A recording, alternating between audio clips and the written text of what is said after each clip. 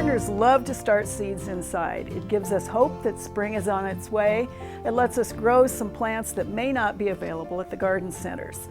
The first way that you get your taste of spring is those catalogs start arriving in the mail, and then gardeners go ahead and order seeds. The seeds come in packets. The back of the packet is supposed to have all that great information about how you get those seeds to germinate, how you transplant, how you grow them on, maybe even when you harvest. One of the things to make sure that you do, though, is look at the catalog first, and a lot of the really good suppliers will give you a lot of information about whether you're going to be successful with those seeds. You'll see things like sowing and growing. You'll see days to germination, which is a really important thing. Part of the reason for that is we tend to get a little antsy. We sow those seeds, nothing comes out of the potting media or the seed starting media. We think maybe they've rotted. Or the catalog will say such things as you have to provide light for these seeds, don't cover them.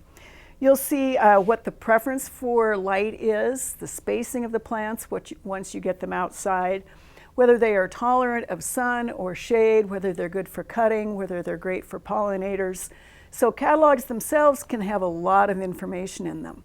Then what you also then have to look for, and this is where it gets fun if you're going to a garden center and plucking them off the shelf, and a little more difficult if you're not for sure whether the company from which you're ordering the seed does this, is to look on the back of the package and make sure that on that packet the information you need about when and how to germinate those seeds, how long they're going to take to be able to come out of the ground and provide fruit or flowers, if they need any specific conditions such as bottom heat, which can be pretty important for some plants, if they need consistent moisture, if they need to dry out as they're germinating, how much light they need, whether you move them from light to dark, all sorts of different things, whether they transplant well, because we do have a lot of different seeds that if you disturb the roots when you are transplanting, chances are you're not going to have a great plant once you put it in the garden.